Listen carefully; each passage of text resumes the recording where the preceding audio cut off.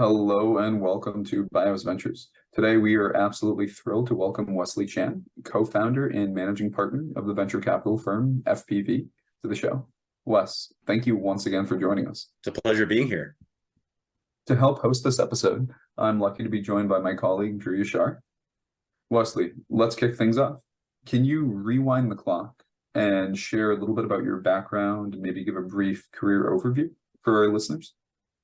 Yeah, no, it's simple. Like my entire life has been an accident, and some of them crazy situations, but most other times, it was an accident of timing, right? Like I left school at the beginning of the dot-com crash and wound up finding a tiny company called Google. Had 100 or so people in there, and I was fortunate enough to help be able to build the ad system, launch Google Analytics, build and launch and found Google Voice, and be one of the early partners at Google Ventures when it was in its formation. And that's just sort of an accident of timing, right?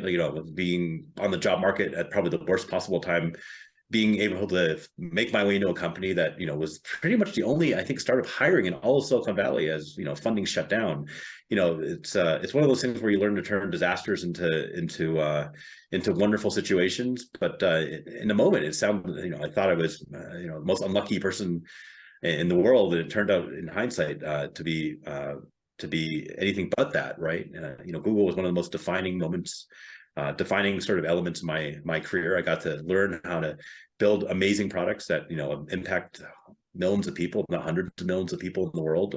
Under the tutelage of Larry and Sergey, I was Sergey's chief of staff for 5 of those years. I got mentored by Bill Campbell, who taught me everything about what a durable, amazing N of one company looks like. That has high impact on its customers. And Larry always used to say, no marketing money for you. We're not buying our way into this business. We're earning our way. A happy user is the best thing that is the best thing that you can create. And marketing doesn't create happy users. It creates users that know about your product. So it's all word of mouth. So all these little tips and tricks I learned at Google, I brought into my investing. And when Google Ventures was founded, I was lucky enough to be both part of the life science team at GV and part of the tech team. I got to see both worlds and learn how to do that for 5 years for Google. I went to Felicis Ventures after that and learned how to do early stage investing, and then recently spun out with all this knowledge, having helped build 2 different firms to go build my own with Pegah Ebrahimi,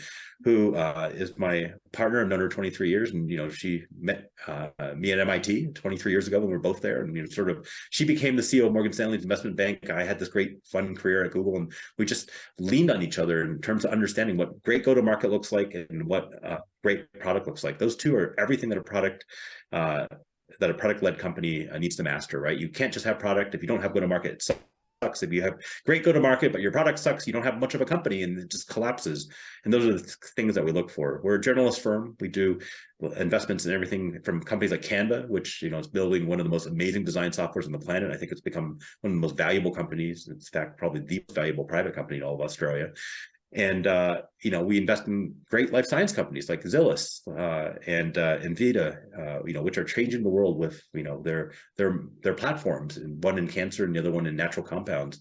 And we just want to keep leaning into these founders that are mission driven to who are building these N of one companies that are changing the world, just as Google sort of changed the world with its N of one search engine, right? And they all have unique insights that matter a lot to what they're doing. And if those unique insights come true, you take them at face value, and what happens? And you get a company like Google that changes the world and becomes one of the most valuable businesses on the planet. So that's what we do. We look for these great founders that build these amazing companies that are mission driven. And if they work out, they have outlier returns. And, I also mentioned that most of our, 80% plus of our money is our investor money, our LPs. They're all charities and foundations. We have something like the Wallace Foundation, for example, which is one of the public LPs I can talk about, which is one of the biggest grantors for underprivileged kids to access to performing arts. It's the former Reader Digest family, I believe, and they're investors in us, along with probably about 30 other charities. And we don't take money from people we don't want to help out that aren't doing good things for the world. And the founders that work with us, like Cliff and Mel from Canva, care deeply about who they get to help out if their company succeeds, they really value having, a fund where most if not all, almost all of the money comes from these mission-driven investors as well. So that's the flywheel that we built: mission-driven LPs that are changing the world, most of them for the better, mission-driven founders, which are creating high-impact companies for the world, and we're mission-driven investors, who want to, again, help our founders succeed, so that they can achieve their dreams and build the company that and change the world in the way that they've always dreamt of. What an incredible mission that is. And you've talked a lot about the power of serendipity in your story. At the same time, you've had so many experiences across the course of your career. We'd love to ask, what has been for you the North Star, the common thread that ties your work together? Yeah, the North Star is simple. It's work mission driven. And a lot of people say, well, what is a mission-driven person, right? And so, I've had this privilege of working very closely with Larry and Sergey during my career at Google. 5 of them, Sergey's chief of staff, right? And they're the case study of what a mission-driven founder is. First, they see the world differently. When the world zigs, they zag. People forget that at Google there were probably 15 to 20 other search engines that in existence, and all the search engines were tricking you to stay on, right? Like literally, like you would go and try to find a restaurant recommendation, or like look up some information on a digital camera, and then you'd be forced to go see the weather, or do horoscopes, like fantasy football. Like, why, you don't want a fantasy football game while you're searching for a restaurant recommendation. You just want to get to your restaurant or your destination quickly. Google was all about getting you off in 2 clicks in 10 seconds. I still remember Larry holding up a stopwatch and going like, oh, this is taking too long. Like, we screwed up here. Google had a different ads model, which I helped write, right? That was designed to give you what you needed better than anything else. And that's why Google succeeded with a better product. They saw the world differently, and the mission-driven founders that we look for see the world differently. They also want to go do good things for the world, right? You can argue now whether Google did great things for the world or not, but in the moment, like the belief was that we were, helping people access information in ways they couldn't before. And that's how Google succeeded, was that there was a product that people found useful, and hopefully it was helping them do things better than they did before.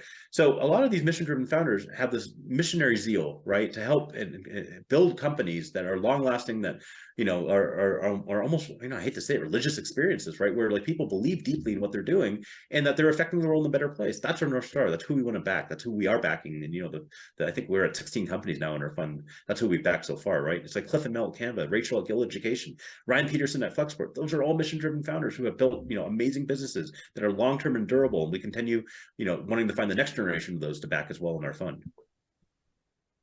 And we're excited to dive into that a little bit further. I'll pass it over to my colleague, Drew, to talk about more of your journey to investor, and more excitingly for our audience, I think, to bio as well. Yeah, thank you again so much, Wes, for the wonderful introduction. It's great to see your transition and your journey all the way up to starting your own fund. I'd love to dive deeper into today. Is your transition into venture itself. So at Google, you continued to launch new initiatives and founded and led Google Ventures seed investing program. In this role, you placed the first checks into many well-known software companies today, including Plaid, Gusto, RobinHood, and Lucid.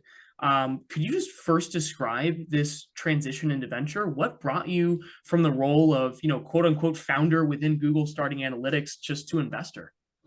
Yeah, I mean, the answer to that also is the same answer I gave at the beginning. It's a lucky accident, right? I'd spent 10 years at Google, and I went to Larry and Sergey and said, like, look, the company was 100 or so people when I joined. It's now 60, 70,000 people. I don't even know who's in the lunch line anymore every time I get food. And I said, it's time for me to go put my hat in my own ring. And, thank you for being so generous and, giving me all this amazing mentorship and guidance, but I want to go build my own company. And they looked at me and they said, well, you could do that and we'll support you. But here's one thing to remember. We did it. And we had to buy toilet paper in the early days. We had to get 401k programs, figure out health insurance. We had to go figure out office furniture, given what you've done. You could go do that, but why would you want to go sit there figuring out how to what table or what table lamps to pick out, right? And they said, why don't you go to venture? First of all, we have a lot of the infrastructure too. We've raised the money. The board's going to give you money to go invest in this. Third, there's this team you get to work with Bill Maris and Rich Miner, who was the founder of Android, and David Crane, who's now the CEO of GV, and was, one of the best communication experts on the planet. And he goes, go build a venture fund like you do product. Build something that founders want and need. In fact, they don't even know they need, right? And, I was like, oh, okay, well, I hate VCs. They take all the credit and they do none of the work. And they sit there and they talk about how self-important they are. And I'm sitting there going like, I'm a nerdy introverted engineer. I don't want to be, taking credit for other people's work. And he sits there, he's like, we would not have succeeded without our VCs, right? Like Kleiner Perkins is Sequoia Capital, two of the arguably best funds of the day, back Google. And they brought in people to help them succeed. He's like, there's an art to this business. He's like, Wesley, you've had the opportunity to go bring in some of the greatest companies into Google. Urchin for Google Analytics, right? That whole founding of that amazing product was through an acquisition of Urchin Software, which I helped find and bring in, right? Look at Google Voice and Android. Google Voice came as a result of both Android and both Grand Central, which I helped bring in as well. He's like, you've been good at picking great companies for Google that have become amazing products. Like, why don't you go do the same thing for investing? We'll make sure that some of the folks that have been helping us along our journey at Google can help you. And how do you say no to that? That was my transition, right? I was like, okay, fine, I'll give it a try. If I suck at it, I'll start a company and no one remember. And if I succeed at it, we'll see what happens. And thank goodness, I was better than what I thought I could, pull off. GV is still one of the powerhouse investing firms. I'm so proud to, have had that early time there and help build it out and, help lay out the foundation of what, is GV today, right? And I was very lucky and fortunate to spot some of these amazing product founders like Josh at Gusto and Zach at Plaid. I mean, it's just, you spot these founders that just have this missionary zeal. And, again, each one of them reminded me of Larry and Sergey in some way or not, right? That was the common denominator. It's what I index on as an investor. It's why I've been so fortunate enough, even at Canva, I led the Series A at my previous firm, right? And, a lot of people, almost everybody passed them. They have a spreadsheet of 100+ investors that passed them. And, I was one willing to write the Series A check through my previous firm and, also through, our firm today. It's one of those companies that have become legendary, but in the moment it sounds like a terrible deal because it's far away in Australia, didn't turn on revenue. It was a romantically involved team. It was every reason to say no, and yet they very much like unique insights like Larry and Sergey. But like Larry and Sergey, when they were starting Google, it sounded completely crazy. So you back that check, and if it becomes Google, then wow. So that's sort of how I transitioned in, was taking all the stuff I learned and building products for Google, finding common elements in the folks I was lucky enough to work with, and then sort of saying, does this guy remind me of Larry and Sergey, or does this woman remind me of Larry and Sergey? And the answer is yes. Well, why not write the check? What could go wrong? And luckily, for more than that, I think 20+ of the companies I have had have become these amazing rocket ships, right? Everything from Orca Bio in the bio side to Plaid, to Gusto, RobinHood, Canva, Guild Education. I've been so fortunate to find these amazing founders that just are building these end-of-one companies, right? And that's I hope to keep doing this for a while. Oh yeah, and I think we'll dive into founder archetypes a little bit later. It sounds like the first common thread is a little bit crazy, but hopefully we'll be able to hear more, and excited to dive into that soon. But I'm excited to continue on that journey, and especially as you're bringing up Orca and Zylos and some of the other folks you've invested in Bio. I mean, from GV, you began your transition as an angel investor and an EIR before becoming managing director of Felicis, where you began making a number of bio investments. Like I was saying, I actually made quite a bit. I was on the life science team at GV, right? So I was fortunate enough to help with foundation medicine, to invest in Hyperion. We did quite a few great investments, at GV together as the life science team. So that's where I actually learned to do my life science investing. Not just the software part. I learned from my time at Google. The bio part, I learned from being GV Life Sciences. And again, that was an area that was near and dear to Larry and Sergey, right? We really wanted to expand in that area. And, both Kleiner and Sequoia were active life science investors. So we had some of the most amazing folks helping train us and teach us on, sort of what are some of the elements that make great bio investments. 100%. And a continuation of that question is, it's fantastic to see your involvement there. I'd love to just start off the conversation, just out of curiosity, just what simply brought you to bio from an inspiration perspective? It was, again, that lucky accident of being at GV, right? You got to work with folks, like Krishna Yeshwant, who now runs, I think he's CEO now, and he runs GV's life science. And, you have to work with Blake Byers, and, I've spent a great amount of time with Brooke Byers, who is his father, and, really got all this great mentorship on understanding what makes a great life science company, right? And, we did quite a few at GV that I got a chance to see up close, right? Everything from One Medical to Foundation Medicine to Flatiron Health. Those were all, deals that were done during my tenure there. And I was fortunate enough to be on the life science team. No, that's fantastic. I mean, bringing that transition full circle last year, again, with your former classmate, an accomplished COO and operator, founded FPV to invest on a mission-driven founders, both in tech and bio.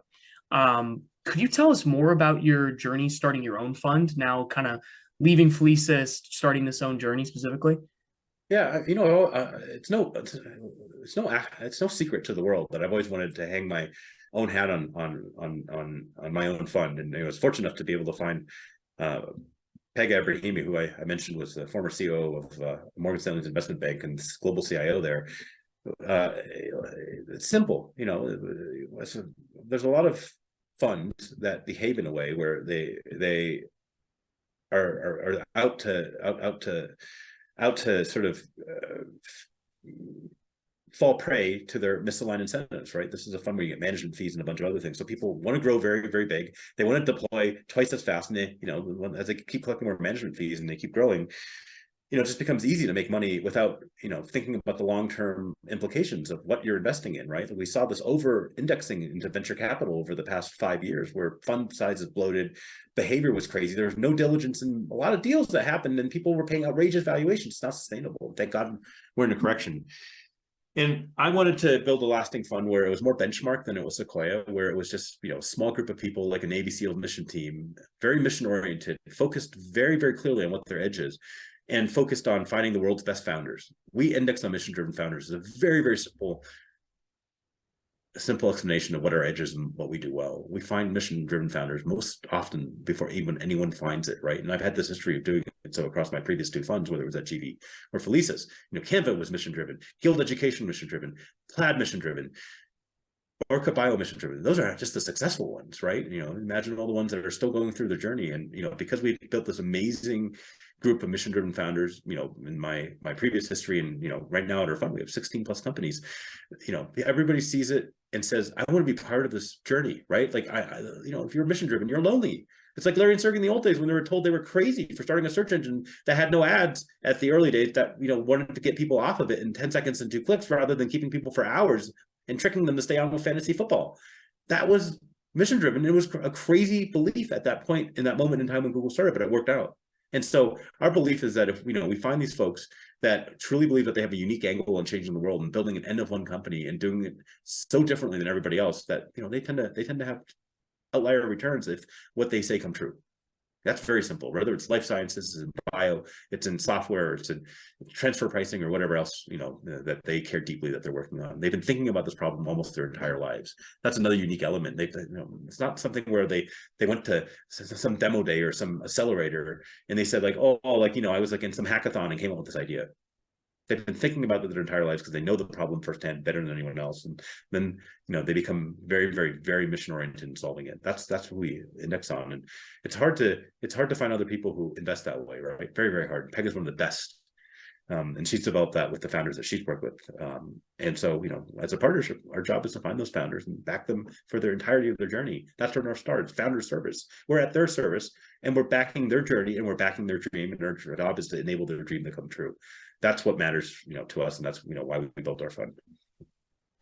Unbelievable background. I mean, I love the founder forward mentality and the focus that you all have had as a fund. It's great to build something your own. Yeah, everybody claims they're founder forward, right? Or founder first, or founder friendly. Yeah, we're not founder friendly, right? Like we literally are there to serve the founder, to serve their journey, and to enable their dream to come true. That's not friendliness. That's the service, right? Like we're about founder service. Oh yeah, no, 100%. And then slightly pivoting this away from founders for one perspective, just taking this slightly in a different direction. Today, we're really seeing as much innovation on the business side as the science side of life sciences. And then that innovation can at times be ahead of the market. As a VC who invests, whose investments cover a strong intersection of technology-enabled biosolutions, can you share more about how you think about go-to-market strategy and company journey for the next wave of tech bio startups? Yeah, that's also pretty simple. Like they have to have something where they're changing the standard of care. Usually, it's a drug asset. That's where most of the value is in in life sciences and tech bio right now. We've done quite a few AI drug discovery companies. A lot of people are investing in ChatGPT type AI companies or generative AI, and we're kind of avoiding that space because it's so hyped up and there's so many people rushing into it, right? And in AI and life sciences, people think you have to have a PhD. Well, I don't have a PhD, neither does Pega. And we might be fools on doing this, but hopefully we're finding a couple of companies where they're using AI to give them an edge in something that used to take forever, where you had to hire a room full of chemists or a room full of experimentalists just to figure out whether the drug works or not, and the AI helps them streamline that process and identify assets quicker so they don't fail so much in trial. That's an edge, and the value is in the asset and in the drug candidate and in the therapeutic.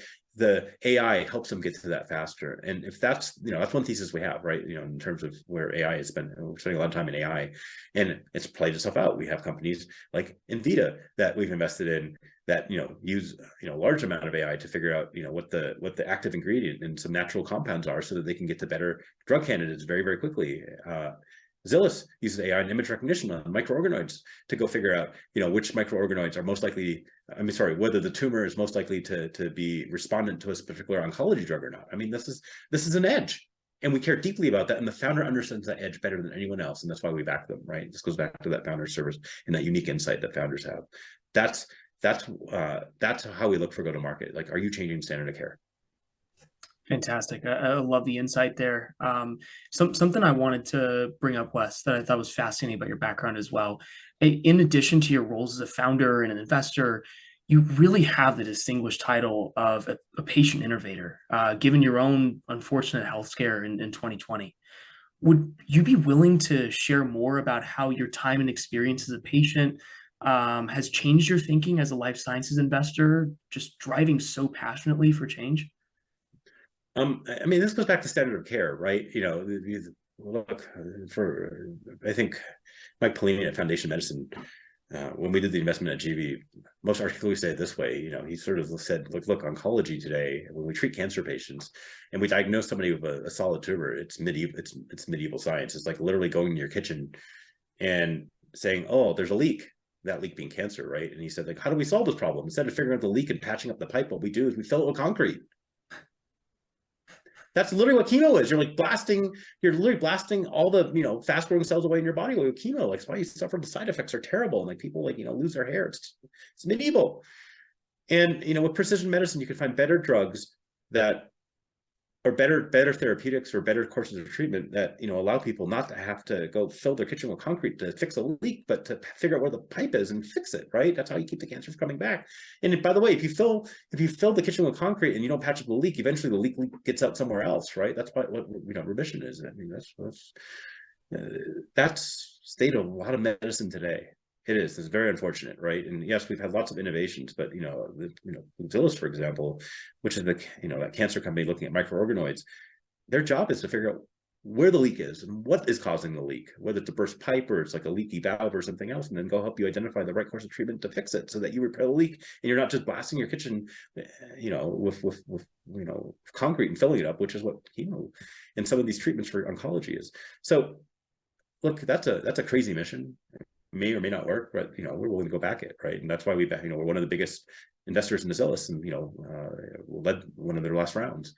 So that's an example of whether I have a health scare or whether somebody else has it. We understand that that's always been the ultimate goal of medicine, is to help get you well and to help you prevent an early diagnosis and any other way to help keep you healthy as quickly as possible, and if you're not healthy, to get you back to health as quickly as possible. And if we can change the standard of care, if one of our founders can do it, again, I don't want to take the credit for anything. It's our founders that are doing all the work and innovation. Then we've done our job. It's a fair assumption, and no, excited to hear more on this vein of oncology and kind of the future and frontier there, because your investments have been so representative of really three definitive eras, I would call, of oncology companies. So I would call these three generations. You look at milestones within oncology companies, Foundation Medicine, Guardant, and most recently Zillis. As an investor helping drive advances towards precision oncology, we'd love to rewind the clock and hear your thoughts on the progression of the industry overall. How did these companies really represent the next generation of oncology startups, kind of in your own mind, while you were looking at them, while you were investing yourself? Look, it goes back to that one thing I just talked about, which is, does it change the standard of care? Right? If you look at foundation, it's very simple. Like, you got diagnosed with, colon cancer, you got diagnosed with lung cancer. What do? We blast it with chemo, right? There's not even anything that we do. It's like, does the chemo work? And if the tumor shrinks on the imaging, then we're like, oh, it's working, and then we hope that it works. You stay cured for 5 years. And not everybody stays cured for 5 years. In fact, like almost 70% of chemo patients go back come out of remission, and whatever the cause of that is, the tumor comes back, and then it probably becomes even worse because you've left the most aggressive cells in the body stay alive. They go and they metastasize, right? Like, if we can better identify what response you have, or what the cause of it is, or what the mutation is, then we can better treat you and hopefully keep you in remission forever. So that's sort of the element of, every time the founder meets with me, I meet a founder and he explains how that's going to happen with what they're doing. Like, I sit there and I'm mesmerized, right? And half the time I back up the truck. I mean, that's what I heard from Zillis. It's what I heard from Foundation. It's why we invested in those companies, through different funds. But it was one of those things where we were fortunate enough to see that mission that the founder articulated to us and said, like, we're going to do this better, right? We're going to change standard of care. And that's pretty compelling. So that's what we look for. I mean, it's a very simple thing. A lot of people say, oh, we're going to do this very incremental thing, and it doesn't change standard of care, right? Or like the likelihood of it changing standard of care is low. So we look for those things when we invest, and that's why we've been so fortunate enough to be part of some of these companies. Yeah, it's exciting to see the progression of some of these folks. More recently, Xylus and some of those achievements getting closer to the clinic, and just everything going forward. Looking at the future and these past companies as a framework, I'd be really curious. What do you think is coming next in oncology? What will future companies really look like? Yeah, I think what's next is to keep you out of having the scene oncologist, right? Early detection prevention. The problem with oncology is by the time you have it and develop, it's too late. Right?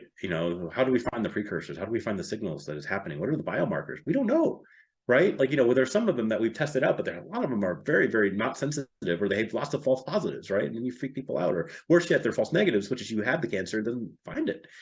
So those are, we're not looking for diagnostics, but we're trying to think about what the holistic, view of is keeping people healthy, so that you never have to go see an oncologist in the first place, and you never have to take foundation medicine. That we're nowhere close to that. I wish I could give you a better progress report, but that's what we think the next set of companies will look like. How do we keep you out of that situation? And there's a lot of structural issues to that, right? Like, does it work? How do we know? Like, we don't. And again, I'm looking for that founder that has that thought on there, and hopefully, that will be the next wave of innovation in this area. Yeah, thank you so much for the coverage. We're excited to dive in more, Wes. I'm going to pass it over to Chris here for a quick halftime, a few rapid fire questions to keep the conversation going. Chris? Wesley, absolutely thrilled by the conversation thus far. And as Drew mentioned, happy to do a quick rapid fire. Starting off, we were just talking about predictions in oncology, expanding on that slightly. And as we think about the next generation of biology broadly, we'd love your view on what's coming next. What's the Wesley Chan hot take? Well, the problem is I don't know, right? Like, I could not predict that Google would become Google when I joined, and I couldn't have predicted that Foundation or, Zillis would have the impact, or would have the impact. I can just, it's the founder that predicts this. So, what's my next hot take on this is that, like, there will be lots of other great founders that we'll be lucky enough to find, a lot of them through our own network, right? Of having backed previous generation mission-driven founders, and they'll tell us what the next hot take is. When we hear it, we're like, holy cow, that's a unique view on the world. God bless it. Like, how do we back that one? Love that viewpoint. Well, taking it in an entirely different direction, FPV has several mock names that have come up through the funds on their own, or they've been coined by various media outlets. So things like Founders Point of View, First Principle Ventures, First Call Ventures. Do you have a favorite? And if so, we love them. We love them all. And again, the thing that matters is what the founder loves, right? We intentionally chose those 3 letters because we wanted the founder to be able to say what matters to you. And again, we're the ones that listen. We ask that question. Look, we're FPV, but of the FPV, what's the most important to you? Is it that you want us to be your first phone call, then if that's the case, then we're your first phone call ventures for you, right? Is what matters most, is your point of view the important? Then it's founder's point of view, right? Is it that you want to guarantee or that you want to minimize your risk of failure? Then one of our founders told us, like, the FPV to us means that we're fail-proof ventures with you guys at our side. Again, not saying that to be arrogant, but literally that was what the founder took us when he signed the term sheet with us. I'm like, great, we're what you need us to be. I mean, Peg and I have had multiple jobs and multiple hats. I probably held about maybe 55 or 60 different jobs in my life, right? And having done that, like, you just understand what's important to people and you listen. A lot of VCs don't listen, right? We try our best to listen, and we say what matters to you. And if it's us investing on first principles, making sure that, like, we don't care who else is in it. We find a lot of companies, but for Sequoia or Greylock or Andreessen, where when you're first checking the Gusto or your first check or early check into Flexport, you by definition you're finding this before some of these other top funds. You can't do that without first principles, and that matters to a lot of founders. That we go and we say, oh, we get what you're doing. We get that, you're Google when there's 50 other search engines doing things differently. We don't care who else is investing. We don't need that as a signal. We'll go back you. That matters to founders at that moment who are in that thing where it's very lonely and they think the world thinks that they're full, and we're the only ones that come to them. Like, actually, what you're saying is pretty cool. We'll back it. And I know that. So I don't have it doesn't matter what my favorite is. It matters what the founder needs, right? And again, those words, those three letters somehow, like, when we were trying to come up with a name for the firm, like, meant so much to all of our different founders that, like, they came up with a list of, like, 10 plus different things. And I can't think of a better name as a result. As you said, at that point, it's not founder friendly, it's founder first, it's founder service. And I think that's the perfect transition for our next topic, where Drew's going to be asking a number of questions on what is the portfolio, but more importantly, how do you support it? Because it seems like not only is that such a core focus, it's something that I think we could all learn from you a bit about as well. So over to you, Drew. Yep, and I'm going to start with a question we've brushed on and we've chatted about just to get things going here, Wes. You have thought about, you've really spoken about N of 1 founders overall. Can you just explain, and you've given some examples here and there in the podcast, can you explain what an N of 1 founder means to you specifically? Yeah, it's not so much an N of 1 founder, but more of an N of 1 company or startup, right? So Google was N of 1. There weren't other people doing the thing Google was, even though the world misunderstood Google and thought it was an N of 20 different startups, right? Everybody thought Canva was like an N of 2 or 5 or whatever else, that they were, like, doing productivity software and they were competing against Adobe and competing against Microsoft. It was an N of 1 because all of the software that was created was for professionals or for, like, really high-end users, right? And Canva said, like, we'll dumb down, we'll make design, and we'll allow anyone to design something rather than high-end professionals that you had to pay. And back then you were hiring graphics designers or whatnot to build, make brochures or to build your website for you. And now with Canva, you can do it yourself, right? So these companies are N of 1. They're monopolies, right? The easiest way to explain it is they'll become monopoly. Foundation Medicine, N of 1, right? Monopoly in terms of, like, solid tumor sequencing, at least at the time when we invested at GV. That's what we care deeply about, is finding these founders that see the world so differently that no one else sees the world their way. And again, if they succeed, then it becomes a massive outlier in both returns and an impact in the world. I mean, think about Steve Jobs with the iPhone, right? Everybody else was designing iPhones with like smartphones with keyboards or, like, number pads in there. And here comes his iPhone. It's like N of 1, it's a monopoly. We all sat there, and then everybody tries to copy it later on, right? But Steve and his team built something that was exceptional. And today, we all own iPhones. In that respect, it was so revolutionary different, and they kept improving on it. So that's what we look for.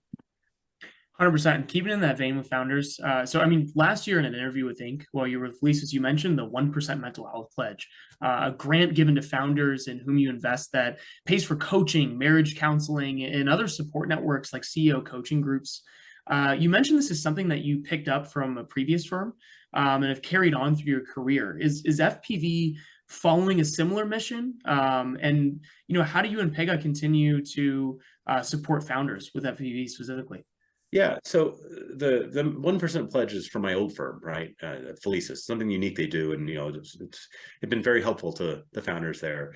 But that's unique to Felicis, and again, I like to think of my firm as an N of 1 too, right? Like, we're not going to go copy other firms, even though it's something that I was fortunate enough to help launch and be part of. We talked about this with what FPV stands for. A lot of founders care deeply that it stands for First Phone Call Ventures. And my North Star is that at the end of the journey with whatever founder I've had the fortunate, privilege of working with, that they tell other people we're one of their first phone calls.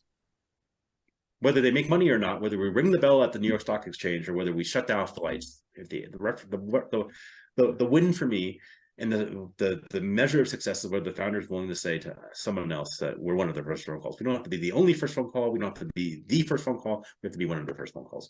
That requires a level of trust and support and thoughtfulness that whether it's a pledge or some amount of money, that doesn't buy. And so that relationship is important to us, and that's how I've been able to have the outlier track record and the ability to find these companies that founders trust us when they work with us, right? Like there's only one exception to that rules. Like if you burn trust, right? You embezzle money, you commit a crime, whatever. I can't be your first phone call anymore, right? Like we're not here to bail you out of prison, but we're here to help you along your journey and make it less lonely. And our job is to build up trust and know that we have your back. That's really important. So that's what we care deeply about. And I think that mentality is more, it's our approach to ensuring that our founders have an amazing experience and a delightful experience when working with us. 100%. And I mean, also last year, speaking of your founders and your portfolio itself, you invested in some very large and very well-known rounds: Strain Therapeutics, Inveda, Manifold, Xylus. Can you share what these companies have in common and really what sets them apart to you? Yes, very simple. The founders are mission driven. They care deep. They thought about what they were doing deeply. Like look at Jake from Strand Therapeutics, right? Like he's been thinking about this entire life. It was his PhD research for like 10 plus years while he was at MIT. And then he went on and spun a company out of it. And he what Strand is doing is the reinvention of mRNA so that he can express it in specific cell types and in specific tumor cells. It's revolutionary, which is something that mRNA can't do today, right? All these founders, like Xiling had been thinking about this entire life. Like, he left his professorship job at Duke to go start this company. And so it's one of these, common threads that they're mission driven and they see the world so differently. And when you hear what they say, you're like, it sounds cuckoo, science fiction. And then you think about it some more. Like, what if what they're saying does come true? And then we say, like, let's take a chance. And so, that matters a lot to us, is that we find these founders. And again, like I said, some of these rounds are large. We're willing to back up the truck. And if they succeed, it changes the world. Yeah, and coming to a close here, Wes, you've had an illustrious career spanning healthcare and technology and backing some of the largest companies the startup world has yet to experience. With this just comes a lot of battle scars, so a lot of learning experiences, which we've seen in some other podcasts that you've been able to join. Once again, just from a background from the audience, please feel free to dive into some other thought leadership. Wes has done some amazing things. With some younger individuals that are listening to this podcast, I'd just be infinitely curious from those learning experience, from those battle scars. Could you just share a few teachable moments that stood out in your career? Why were they distinct? What were the lessons that were really learned that helped shape you as an investor and an operator, Wes?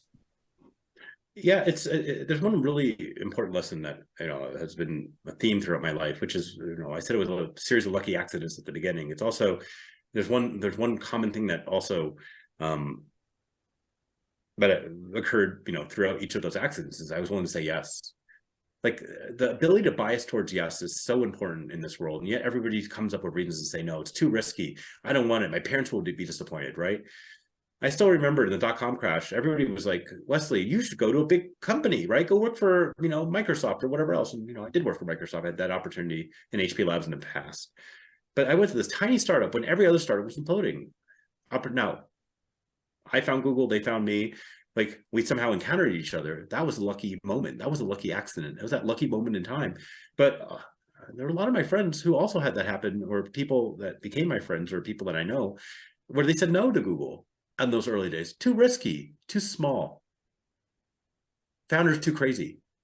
It's the same with Canva. A lot of people said no, too far away. The founders don't meet any pedigree. Mel was a yearbook teacher. Cliff was a construction worker. When was the last time, from Perth, Australia? When was the last time you saw a founder with that background start a $40 billion plus company? And I said yes. And again, I'm not saying I'm smarter than anyone else. I'm not saying that I'm better or whatever else, but I was just more willing to say yes in the moment when that opportunity came knocking. So the teachable moment is bias towards yes and have good judgment to know when to say yes, because there are times you have to say no as well. I was just fortunate to work with people who taught me the ability to see them when the moment occurred, or when there was that opportunity to be a little bit more thoughtful and biasing towards yes at that moment. And that's allowed me to experience all these lucky accidents in a way that, maybe many other people may not have had the foresight to say yes to. Yeah. Wes, would you have a framework that you would share, an idea that you'd have around when you say no, or when you've thought about saying no between some of these founders? I mean, it's very easy to say no, right? Like, look at Canva, 111 or 100 plus investors said no to them. And I was willing to say yes. So the framework is, in the moment, if you see yourself being happy, or what you're optimizing for in that moment, then why not say yes?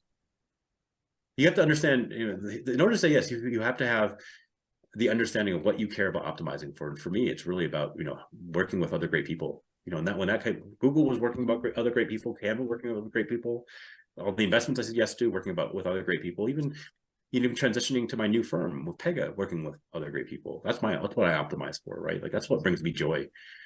Being able to wake up every morning and get a great email from Mel going like, we had our best quarter ever. I'm like, well, Mel, every quarter is your best quarter ever. Like, what are you doing to take advantage of making sure you do good things for the world? It's like, we're going to go give our money to a foundation to go cure extreme poverty. I'm sitting there going like, wow, watching that happen brings me joy. I get to work with great people. And so some people think it's money. Fine. If that brings you happiness, God, who am I the judge? Some people think it's career success or celebrity or fame or some legacy. If that makes you happy, God bless you. Who am I the judge, right? But for me, it's working with other great people. And once I knew that was my North Star, it made it easy for me to say yes to things where I knew that would happen. And as we think about that, working with great people and being biased towards saying yes, do you have any recommendations for founders who want to reach out and connect with you, or FPV more broadly? Yeah. Most of our investments come from our network, right? A lot of folks who get in front of Pega or me hustle and find a way into our network. I will tell you 100% that the cold email does not work. Some people say, "Oh, that's hustle. You should read every." No, I do not read every email. So for those that want to reach out, get through to somebody in our network, or get through to one of the founders that we've been fortunate enough to work with, and say, have them say, you got to meet this guy. It's mission driven. That's, again, that's the way the world, unfortunately works, is that, it's through introduction for other people. To sing with your firm, right? The introduction from another founder goes a long way. It makes a huge difference if you have that vouching. And at the same time, as we think about the lengthy life cycle of life science, of healthcare, of bio companies broadly, building teams and the company culture with intentionality can really be pretty critical, especially as you think about companies where today you have those who are coming more from a technical background on what we might traditionally call the tech side, and more of those who are coming from the bio side. Having been on both sides yourself and be seen and been a part of so many of these different companies, we'd love your thoughts on, when you're working with and supporting your founders, how do you think about supporting them as they build these interdisciplinary teams and build long-lasting cultures? It's simple. We let them do their job. We don't tell them how to hire. We don't tell them, look, one of the other things that I've been able to figure out is that the less the founder needs me or Pega or FPV, the better the investment is, right? A lot of firms say, oh, like, we have a recruiting service for you. Guess what? The worst founders use it, right? Because they don't know how to recruit. I can tell you some of my best companies built their own department, and they do it better than I could ever do in my life, having done this for 15 plus years at Google. So those are what we look for: self-sufficient founders. Anything that we do for them is icing on the cake, or it's a pleasant surprise versus like, oh, I have to go, do your PR for you, or like have to go recruit for you. That's why we don't have a supermarket of services, right? Mission-driven founders don't need that. They naturally do. They naturally know how to do it, and if not, their instinct is to find somebody that does it better than they do. And so that's the insight I've had in my 15 plus years. I can't say that Canva ever called me up and said, I need help recruiting, right? It's not there. No, it's a strong doing it. Yeah, so the best people that work there.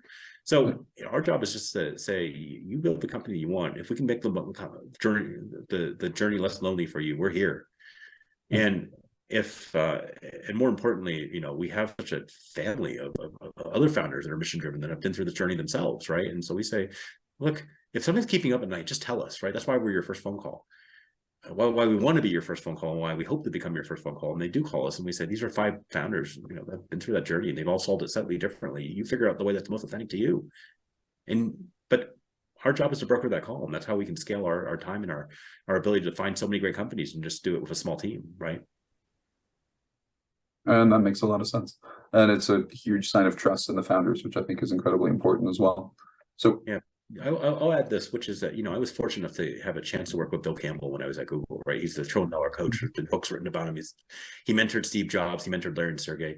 He was a former CEO of Intuit. He was the one that helped Intuit survive Microsoft's onslaught when they were giving money away for free. It's a legend. He didn't have a staff of 100 recruiters or 1,000 assistants. It was him. He literally had the highest impact of anyone I've ever known in Silicon Valley. I mean, the guy like taught Steve Jobs and mentored him, and it was a staff of one, him. Right? I'm not saying I'm anywhere close to being Bill Campbell or anywhere close, want to even try, but I was fortunate enough to watch his ability to build trust with very, very high functioning people very quickly who tend to be distrustful. And he made the journey less lonely for all these folks who felt that they were, like N of one founder, right? They're the only people that understood what was happening in the world, and that's incredible. If I can even get 1/100th that of the insight that he had on that, hopefully there's some more wisdom that we can dispense than most other firms. So that's what we seek to be, right? We don't need to be N of 100 with 1,000 people, running around going like, oh, I can handle recruiting or whatever for you. We want to be, that one phone call where when you make it, it gets solved. Absolutely love that. But before we come to a close, a few rapid fire questions just to wrap things up. One question we love to ask our guests comes from Nobel laureate Dennis Gabor, who says, the future cannot be predicted, but the future can be invented. We'd love to hear, in your own words, what does inventing the future mean to you? Yeah, it's simple. It's finding the mission-driven founders that are building the next Google or the next AngelList or the next Plaid. I'm not going to be the one inventing the future, but I can allocate capital to it and make the journey way less lonely for the folks, who have to sit there and go like, well, everybody thinks I'm crazy, but this is what the future will be. And when we hear that, we'll go like, well, we got your back. We've touched on a lot of the grand challenges, you might say, facing life sciences over the next 30 years.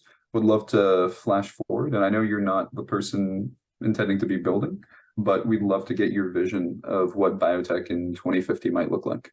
Where do you think we'll be then? It's simple. It's basically the reduction of chronic diseases, right? We age, and as we age, these chronic diseases become terrible.